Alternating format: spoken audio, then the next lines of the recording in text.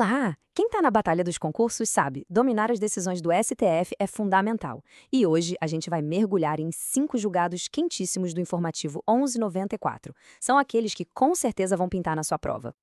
Pois é, a jurisprudência do Supremo muda numa velocidade impressionante, né? E olha, uma tese nova pode ser a diferença entre a aprovação e a reprovação, mesmo para quem está super preparado. O desafio é gigante, eu sei, mas é para isso que a gente está aqui, para mastigar, decifrar e entregar só o que realmente importa para garantir aquele X no lugar certo.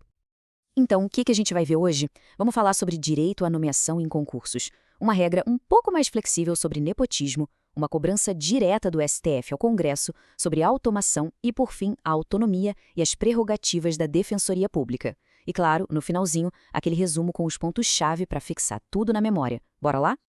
Bom, vamos começar com o nosso primeiro tópico, que mexe com o coração de todo concurseiro, né? Aquela angústia, aquela expectativa, o direito de ser nomeado depois de ver o nome ali no diário oficial. Vamos entender isso a fundo. E a grande pergunta que o STF teve que responder lá no recurso extraordinário 1.316.010 foi justamente essa.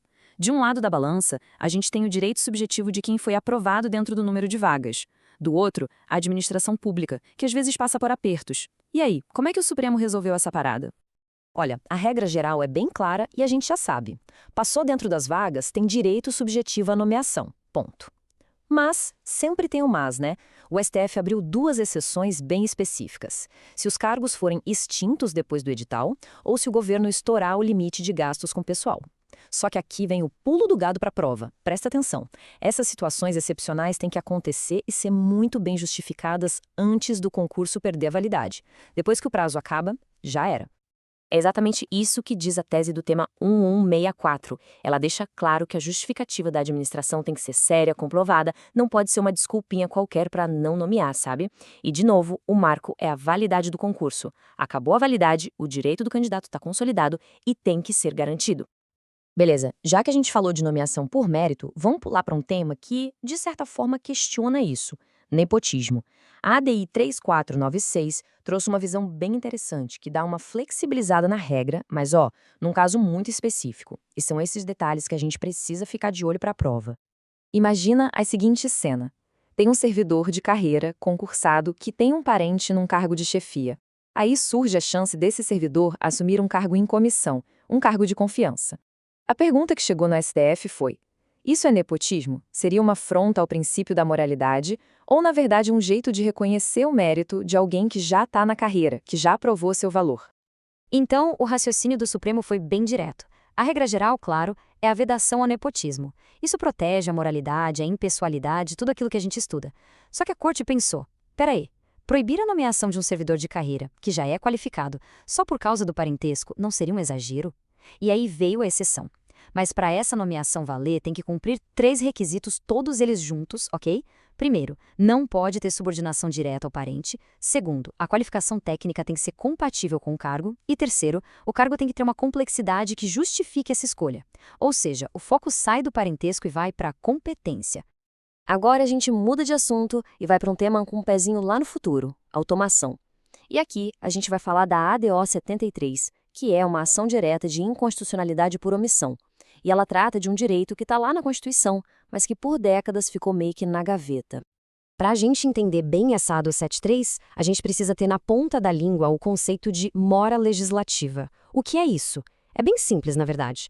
Acontece quando a Constituição cria um direito, mas diz que ele precisa de uma lei para valer na prática. Só que aí, o Congresso Nacional não faz a tal da lei. O tempo passa e o direito fica só no papel, sem eficácia nenhuma, por pura inércia do Legislativo. E foi exatamente isso que o STF viu nesse caso. Lá no artigo 7º da nossa Constituição de 88, no inciso 27, está escrito que o trabalhador tem direito à proteção em face da automação, na forma da lei. Pensa bem, um texto de 88, já prevendo o impacto da tecnologia. Super visionário, né?